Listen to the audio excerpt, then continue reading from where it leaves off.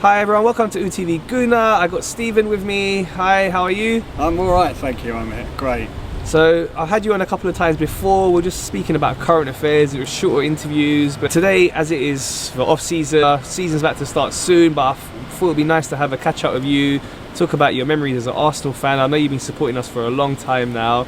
So yeah, just wanted to start first of all with your memories of when you first started supporting us. Right, well, I'm ashamed to admit that I was actually born into a Spurs family. My dad wasn't particularly interested in football, and if you asked him who he supported, he would say a wife and 3 kids. But my mum and her family were all Spurs fans. But when I got to the age of about 7 or 8 and I started reading the paper and following the scores, I found I was always looking for the Arsenal one. I don't know why. I've always maintained I didn't choose Arsenal. Arsenal chose me. It's in my heart. And so when I was about 7 or 8, I started supporting them. I'm 69 now, so it's over 60 years. Good times and bad, and believe me, in the 60s, it wasn't a good time. We were doing nothing. But my first Arsenal game was at Highbury, at home to Stoke City. And my then 2 favourite players, John Radford and Frank McClintock, scored the first 2 goals in about 8 minutes. And we went on to win the game 3-1. And playing for Stoke that day was a former Arsenal great and hero of mine, George Eastham. So that's my earliest memory. And I came to the game, and when I walked into the North Bank and up the steps, and you get to the top and you see the pitch and the clock end and the whole, the marriage was sealed. That was it. I confirmed I'd fallen in love with Arsenal and Highbury. Okay, that's really beautiful. So one of the stories that you were telling me is when you first took your wife to watch a game at Highbury. Yes, indeed. There are 2 incidents with her. The first time was we weren't married yet, and she came because she wanted to, be with the fiancé. And we were at home to Norwich, who were in what was then the 2nd Division, in a League Cup game. And I had a bad vibe about it, because when they came out and they started warming up in the North Bank end, and that was the Arsenal end. And while they were warming up, Graham Paddon, one of the Norwich City players, we were near the front, standing near the front, blew my wife a kiss. And I thought, what? And off they went, and when they came out, that day he scored a hat-trick, and 2 of them were scored at the North Bank end, and each time he scored, he blew a kiss to my fiancée, as she was then. So that was already a bad vibe. But the best story with her, which I know I've told you before, we'd only been married a few months, and in those days you didn't have to book tickets in advance and all that kind of stuff. So I got home from work and I said to her, right, I'm going to Arsenal tonight, we're home to Chelsea, League Cup quarter-final, London derby. She said, oh, I'll come with you. So I said, no, you haven't been well the last few days. It's going to be 60,000 people there, big crowd. You don't have to come. No, now that we're married, we have to share our interests. I'm coming. I said, okay, come. So we went. So of course, I normally stood in the heart of the North Bank, but because she's little, we had to go down to the front. Okay, the team's come out, the game kicks off, the excitement's mounting. She suddenly turns to me and says, I don't feel well. I said, what? She said, I don't feel well. I said, okay. I called a St John's ambulance guy over. I said, my wife doesn't feel too well. So I said, all right, we'll come to the first aid room. So I said, all right, I'll see you later. No, you have to come with me. So we got out behind the North Bank goal, turned left, walked along down the entire length of the pitch to the south side of the ground where the first aid room was. And in we go, and they're giving her water and administering to her. And I'm sitting there looking out the window, out the tunnel, and I see the ball, and I see a leg, and I see a foot, but I can't see much. Anyway, comes half time, it's still 0-0, she's feeling better. So back we go, walk the length of the pitch, round behind the goal, go in.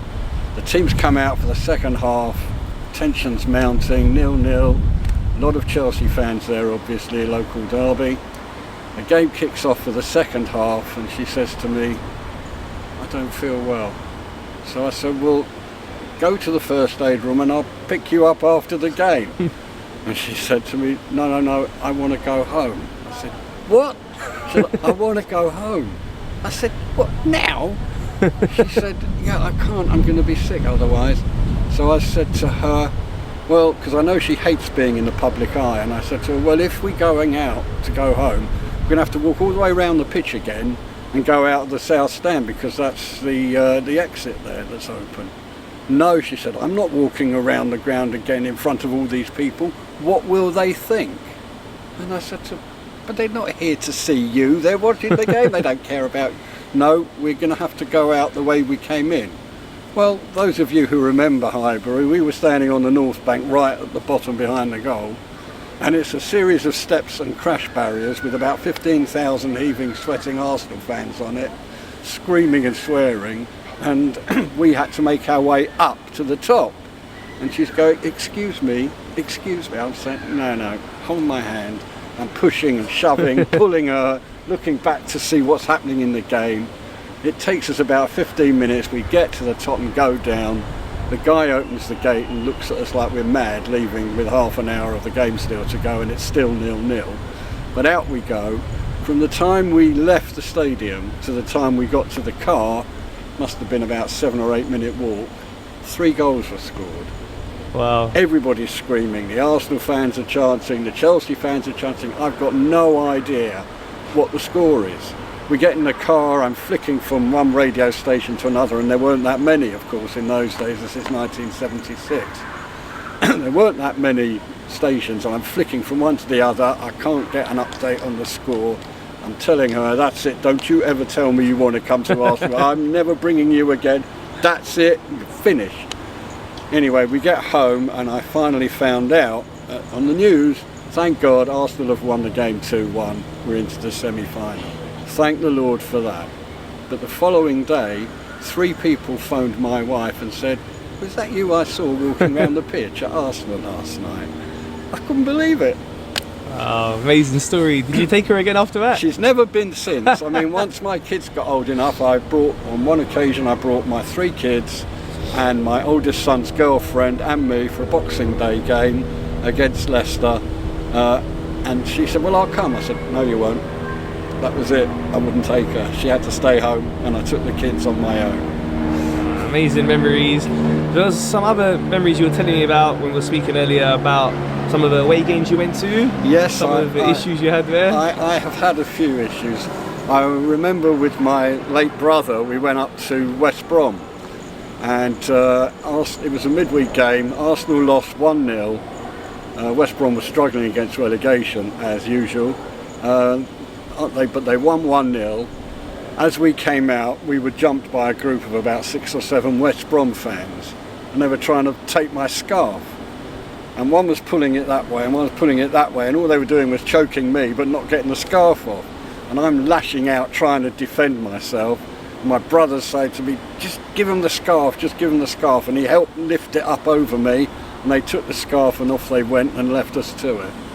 So that was the death of my first scarf, which is probably still somewhere up in Birmingham with a West Bromwich fan somewhere who remembers the day they beat Arsenal 1-0.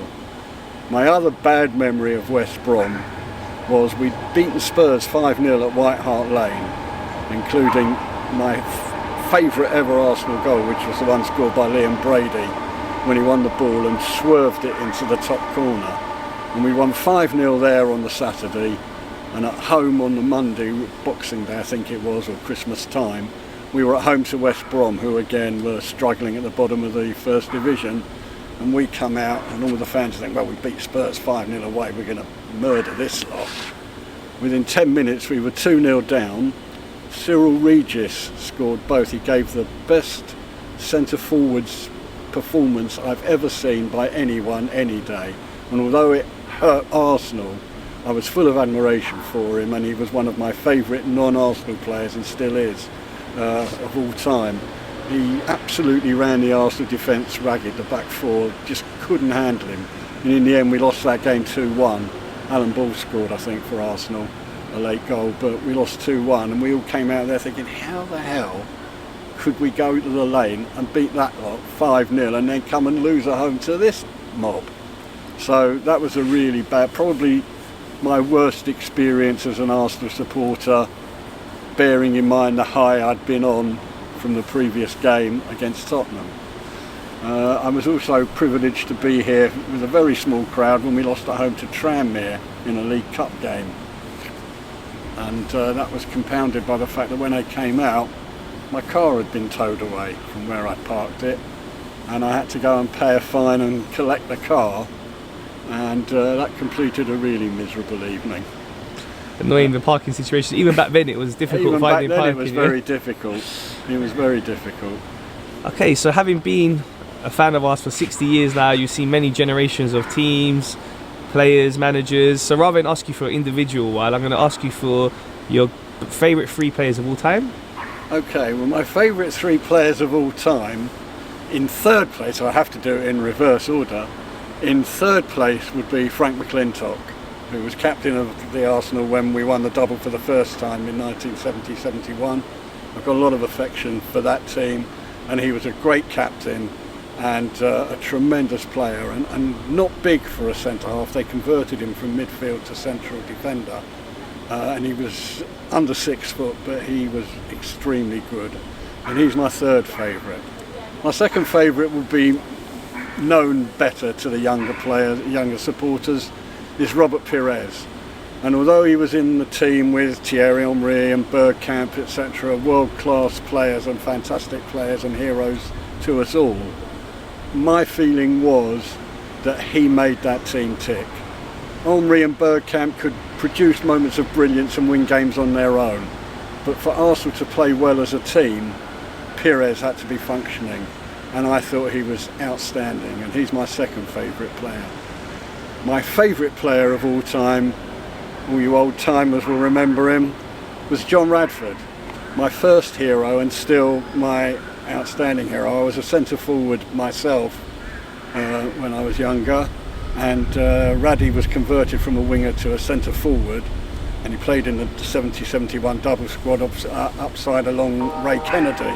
So John Radford was my hero as a youngster, and he was never the greatest player, but he's my all-time favourite Arsenal player. So those are the 3. Of the current squad, I have to say I'm a massive fan of Emile Smith-Rowe. Before he got in the team, I was watching him for the under-23s and the under-21s, and I was screaming out when Arteta took over and we were struggling, you've got to bring Smith-Rowe in, you've got to bring Smith-Rowe in. And when finally he came in and played against Chelsea and we won, and we played well, and he was a driving force in that game. And he's gone on to live up to my expectations, and I hope he remains injury-free, because I think he's great. As far as the managers go, very difficult. Although we did the double under Bertie Mee, I was never a big fan of his. It would be Wenger for the first part of his reign, the first 10 years. I mean, the football that he got Arsenal playing, the players that he brought in, it was brilliant, and he was fantastic as a manager. But I said at the time, and I still feel, that he stayed on too long. And the last few years, as I'm sure you'll remember, there are a lot of people saying it's time for him to go, it's time for him to go. And I don't think Arsenal achieved in the last 4 or 5 years under Wenger as much as they could and should have done. So that tarnishes it. And I have to say that when it comes to discipline and bringing success to the club and being very analytical, George Graham did a great job at Arsenal. He worked on the idea that if you don't concede goals, you've got more chance of winning games. And we had the famous defence of Dixon, Adams, Boldor, Keown and Winterburn with Seaman in goal. And you knew if Arsenal scored, the game was over. It was just a question of whether they'd get any more. But we didn't have a great goal scorer. So we bought Ian Wright, and we went on to be successful, as you will all remember. I mean, Wrighty came in after we'd won the title in '89, but that was a great night, and brilliant management by Graham with the tactics he employed that night, the way that he told the team that the game would unfold. Any of you seen the video of '89 will know He said, just keep it tight, go in at half time 0-0, that's fine. We'll get a goal early in the second half and another one later on, and that'll give us the 2-0 win that we need to win the title. And it panned out exactly like that. And I know he was a disciplinarian, and I know from having read books by a number of Arsenal players who played under him, they referred to him as Gaddafi, and they got bored stiff with the defensive training that was done. But he was successful, and it's a shame that his Arsenal managerial career ended the way it did. And of course I remember seeing him as a player for Arsenal as well. So that would be that. One story I will tell you about Wenger. I used to play five-a-side football on a Sunday morning, and amongst the guys who played regularly was his agent. And he was forever saying, oh, Arsene's going to come and play one Sunday, and we were going, yeah. One Sunday he turned up with Arsene Wenger, and we started to play, and after about 10 minutes I said to a friend of mine who was also a big gooner, Danny, I said to him, now you know why Arsenal have got the problems that they have, because when we had the ball and we were attacking, he was great. He could spot the pass, he could spot the shot, he would make the runs, fantastic.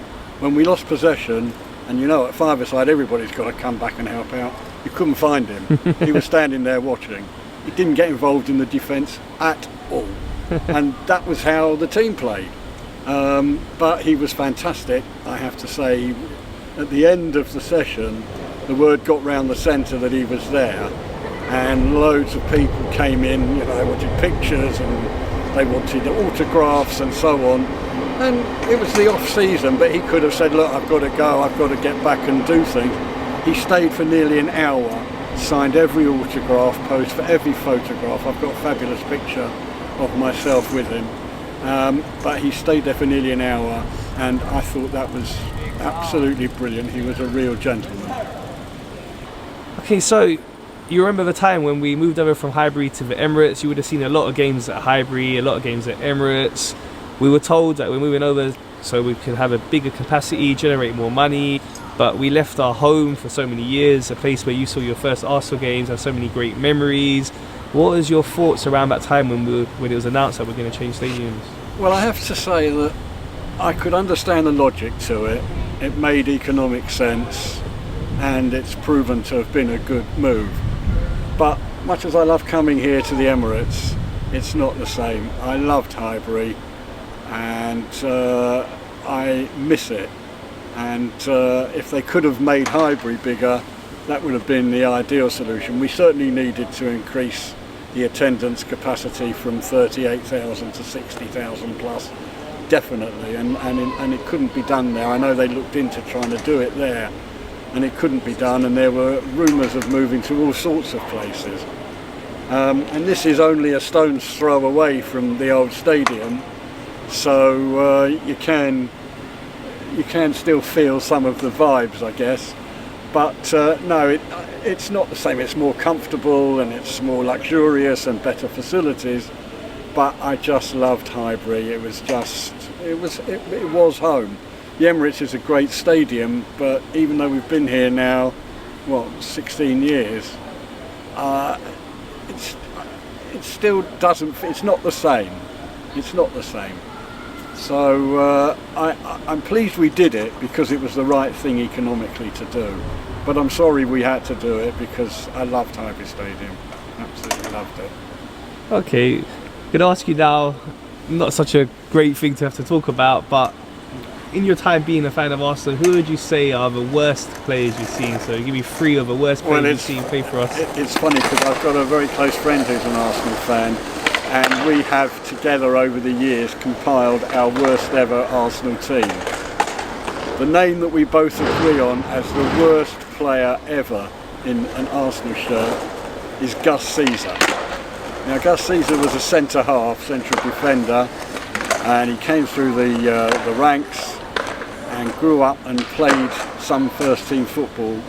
But I remember going to Wembley for the League Cup final when we had beaten Liverpool the year before, and we were playing Luton Town in the League Cup final, and Arsenal were going to win that easy.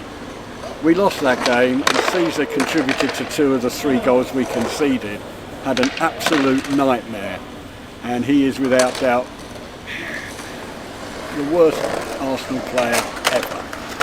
As far as others are concerned, the other 2 I would put on the list were Ray Hankin, who was a centre forward we bought. I don't think he could score a goal if there was no defence and no goalkeeper. He was useless. And the other one was back in the 60s, a guy called Jenkins. And we did a great deal. He was one of the worst players I've ever seen. And we did a great deal with Tottenham on him because we swapped him for a Scottish international winger called Jimmy Robertson. And we got Robertson, who was an international and a top quality player, and they got David Jenkins, who was rubbish. And it was one of the best deals Arsenal have ever done in a transfer market. Okay. What would you say is your most favourite season?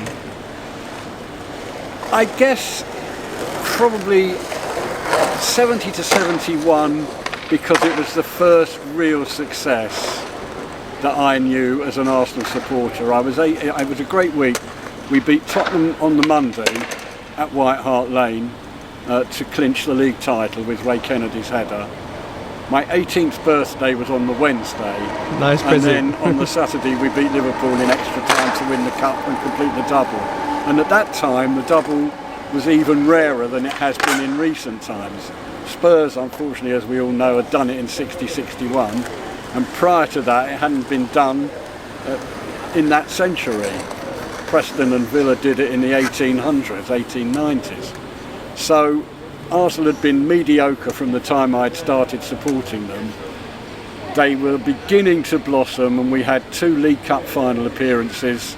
In 1968 when we lost to Leeds United 1-0, and then again one of my worst ever memories, 1969 when we played Swindon Town from Division 3 and we lost 3-1 in extra time to the famous Don Rogers goal, which absolutely crushed me. And then we managed from there to build up, and we won the double in 71, and it was just, that was the most incredible. The second one I would say would be 89 when we won 2-0 at Anfield with the famous Thomas goal. Thomas, it's up for grabs now, Thomas, and we scored that second goal and beat Liverpool and won the league. And then the early Wenger years, 1998, 97 to 98, when we destroyed everybody and we lost 1 game against Chelsea away. I thought that we were better that season than in the invincible season when we didn't lose any. The football that we played in the early years under Wenger was something special, and I hope, looking at the squad we've got now, we can get up to that kind of level again. Okay, one last thing I want to ask you, in talking in a historical sense, is what would you say is the biggest thing now that's changed in football from when you first started watching it in the 60s, 70s to the current generation now? What would you say is the biggest difference? That's a very hard question. I think probably overall the speed of the game, because the players are fitter and quicker these days than they were. That's why it's difficult to compare players from different generations and say, well, so-and-so from the 60s would walk into this Arsenal team. You can't say that because they were nowhere near as fit and as quick and as savvy with their diets and looking after themselves outside of being at the club. So that's probably the biggest change. From a supporter's point of view, I would have to say all-seater stadia. I miss, even at my advanced age now, I miss the greater camaraderie you had standing in a group of people rather than sitting, and people standing up in front of you anyway when the ball comes down your end. So, and of course, the other thing is, it's become so money orientated now. It's all about finishing high enough to make money, to get into Europe, to make money, to be on TV, to make money. and there are too many clubs where the finance is more important than the trophies, and that is a crying shame, because to the fans it will always be the other way around. Okay, so it's really nice to hear your memories of all the years that you've been supporting us. Let's talk now about the here and now, before we go on to the transfer window and next season. But last time I spoke to you, we had about 3 to 4 games to go. Yep. And then you went away on holiday, so I haven't spoken to you since. But just wanted to ask you your thoughts on how last season ended. We unfortunately didn't manage to make the top 4. So close, but we didn't get there in the end. What are your thoughts? Well, obviously it was a great disappointment, but I think you've got to look at it in context. At the beginning of the season, when we'd played 3, lost 3, scored 9 and conceded 9, if somebody had said to you, you can have 5th place, you'd have taken it, wouldn't you? Europe and everything. So from that point of view, it was a great recovery. It was a big disappointment at the end because it was in our own hands, and it was doubly disappointing because it was them from up the road that pipped us to 4th place. But the bottom line is, overall, in context, you've got to say it was a good season.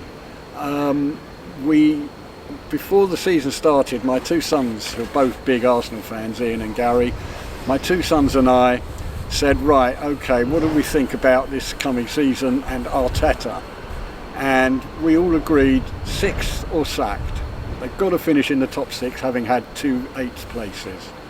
Well, they did better than that because they finished 5th, not 6th. So from that point of view, it was a success. And you could see, by the end of the season, you could see what he was doing. You could see the project. You could see how he was trying to build the team, the style he was trying to get them to play. He also had the problem of having too many players there that were not up to it, and he had to get rid of some and bring in some others. And he started that last season, and to be fair, I've never been a big fan of the Cronkies, but they gave him the money last summer and he spent it wisely, and they've given him the money this summer, and I think he spent it wisely. Yeah, so let's talk about this summer's transfer window.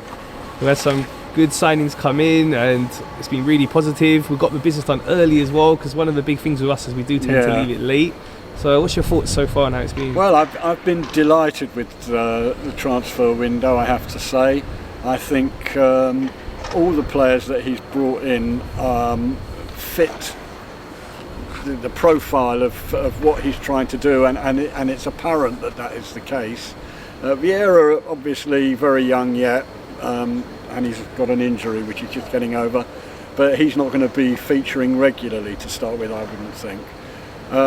Gabriel Jesus is interesting because it was great that we were interested in a player at a club like Manchester City, but if we hadn't got him, I don't think I'd have been heartbroken. But I have to say, since he's been here, I've been watching all the football in America, and he's been outstanding, and if he can continue in that vein for this coming season, then what a great acquisition he is. So I'm very, very happy with that. As far as Zinchenko is concerned, I think that is an extraordinary acquisition, and I think he will play regularly. If Tierney's fit, Tierney will play at left back, but then Zinchenko will surely be in ahead of Granit Xhaka, and a real upgrade on Granit Xhaka in that left-sided midfield role. And if Tierney's not fit, which as unfortunately we know happens quite often, then he's a ready-made replacement to drop back at left back. So I think those are great. And the rumour I've heard today that we're going to swap Bernd Leno for Yuri Tielemans with Leicester, I think that would be a great bit of business. I would be sorry to see Leno go because he's a top-class goalkeeper. But it's a World Cup year, as I've said to you before. He's going to want to play regular first-team football. He's not going to get it at Arsenal. He's definitely a top-quality player. So Schmeichel's going, so he'll get first-team football at Leicester. And if that's the way we can get Tielemans in without spending much, if any, money, then I think it's good business. Okay, so we've got in 5 players so far. How many more players do you want us to get? Well, I'm happy with what we've got, and if Tielemans comes, that will be another string to the bow. I'm looking forward, of course, to seeing our new central defender that we've had here for 2 years and hasn't kicked a bloody ball for us as yet. Sorry, hasn't kicked a ball for us as yet. But I'm looking forward to seeing him. From what I've seen on the American tour, he's settled in very well, Saliba, and I would like to see him partnering Gabriel in the centre of the defence. Ben White is a good player, but I think Saliba's going to be better and more solid. And White can always fill in at right back if there's a necessity through injury with Tomiyasu. So, or he could possibly play as a holding midfielder if Partey's not available, because he has got the passing range to do it. But as a central defender, I would hope that Saliba is going to start most games with partnering Gabriel. Okay, so looking at the squad overall now, you're saying you're happy with what we got, but is there any area you want to strengthen? There's a lot of talk of linking us with wingers and possibly another striker. I don't know why. Even assuming Pepe goes, and we're going to make a big loss on him, but what a waste of money for a one-footed beach player.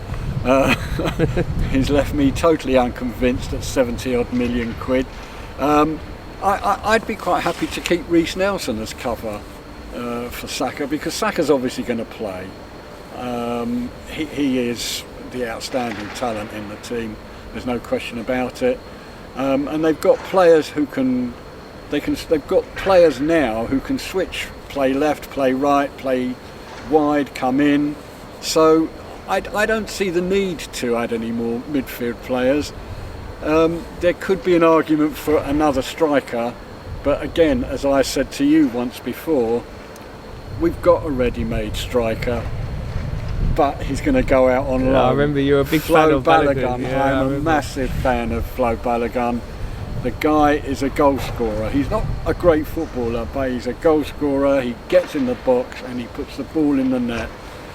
I know there's a strong argument to say he needs to have time out on loan at a Premiership club to prove himself, but I think that he could do it now in some games when Arsenal are at home to Nottingham Forest and Fulham and some of the lesser clubs.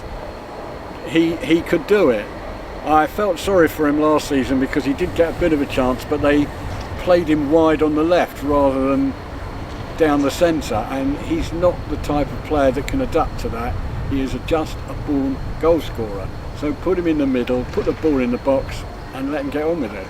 I think if we can keep him and get him into the team in the next year or two, he could go on and keep him for the whole year, the whole of his career.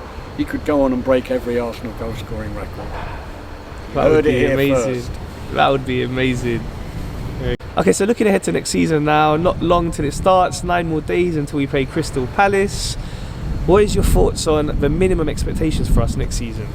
Well, personally, I think minimum expectation has got to be top 4, and at least the quarterfinals, if not the semi-finals of the Europa League. But I think we are in with a good chance of winning the Europa League. We will certainly be one of the strongest teams in that competition. And as I said to my son-in-law the other day, who's a Spurs supporter, at least we're in a competition in Europe that we can win. Okay, so we know it's really competitive.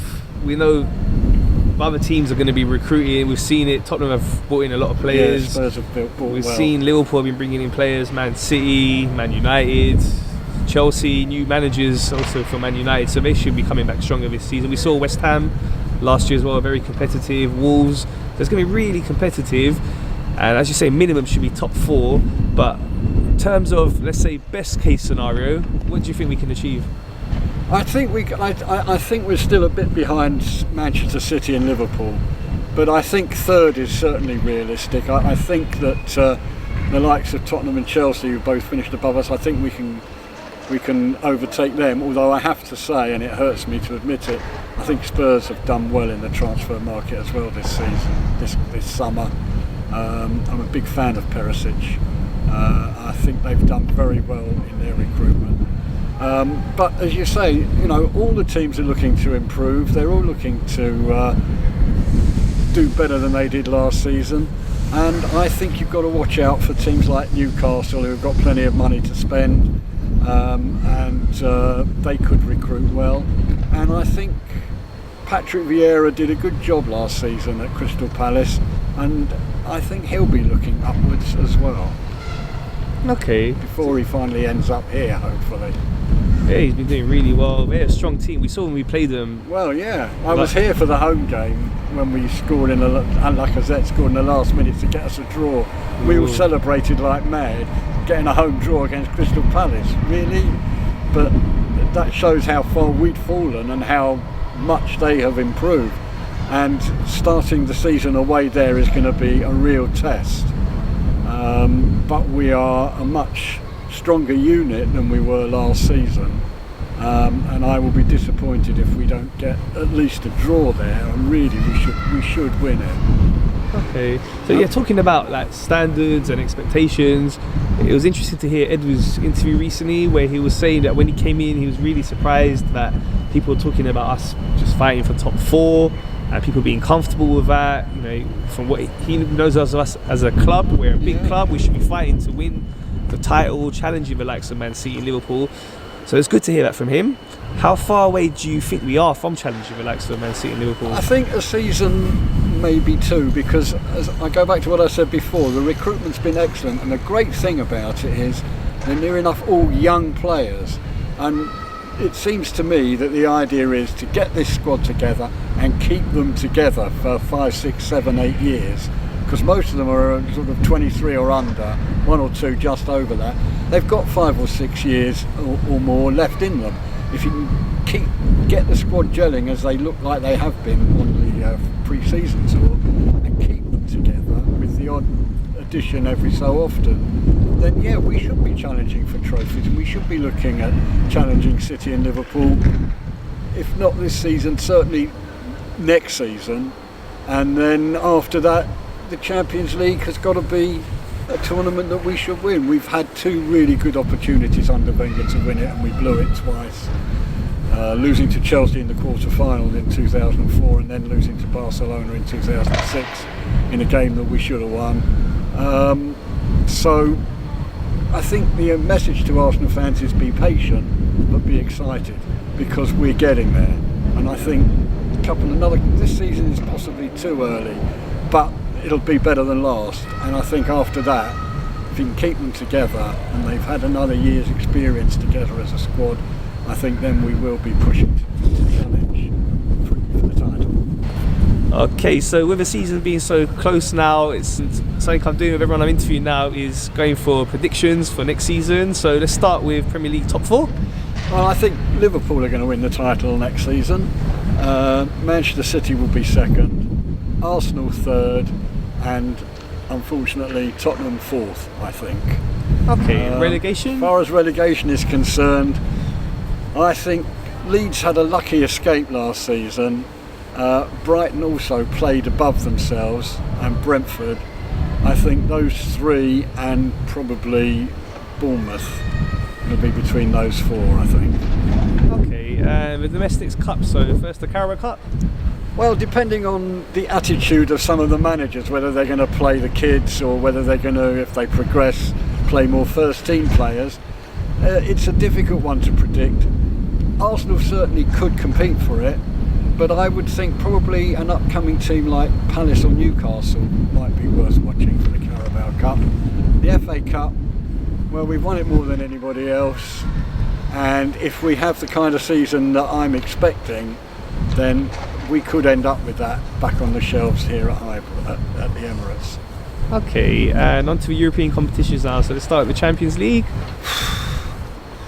The Champions League, I hope Barcelona win it, but I think it's probably going to be, Real Madrid. That would be or Bayern Munich. Those would be my 2.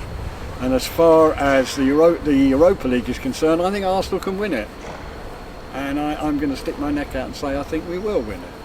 That would be great. And as it is a World Cup year, could I ask you for an early prediction for World Cup winner too? That is very difficult. I mean, England are certainly, squad-wise, I think they're going to be one of the favourites to win it. But it's the conditions are going to be so foreign to everybody out in Qatar. It's really difficult to say. I think probably somebody like Brazil will be better acclimatised to the kind of weather conditions they'll have. So it could be them. The Germans, of course, can never be discounted. I would think I would have to tip Brazil or Germany. Okay. It's going to be an interesting season to have a World Cup like halfway through it. It's going to have a massive impact, because if one club ends up with 2 or 3 of their players injured in the World Cup, it's going to really screw them. And I think it really is a shame that the season is going to be split like that. And I think there will be clubs that will be complaining afterwards that, you know, they've lost players that they shouldn't have done because of the World Cup being played in the middle of the season. I'd like to, at this moment, if I may, also put in a big well done to the England ladies. And how proud was I when Beth Mead scored last night. It was amazing. To equal the record of 6 goals in the competition. The standard of women's football generally is much, much better than people give it credit for. Arsenal ladies, who I've been to see a few times at Boreham Wood, have got some really top class players, and in fact, if we were in need of a striker, I wouldn't hesitate to put Viviana Miedema in for the men's first team, because that young lady can score goals, and I'm a big fan of hers. But I'm lovely to see England doing well, and particularly proud to see 2 Arsenal players, Leah Williamson and Beth Mead, playing such a part in the England success. And my son's going on Sunday to Wembley with his family to see the final, and I'll be watching it and cheering the England ladies on. Yeah, they've been really amazing. I've been watching some of the games and the performances. The one where I think it was by half time it was 6-0. Yeah, against Norway. Yeah, what a performance that was. Is that every time we're going forward, we're looking like we could score a goal. So the levels really come up a lot, and it's great to watch. And looking forward to Sunday's final. So that's all from us. I really appreciate your time. It was lovely to have you on. Lovely to see you.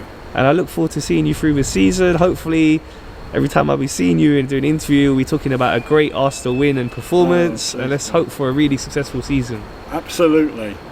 Come on, you Gunners.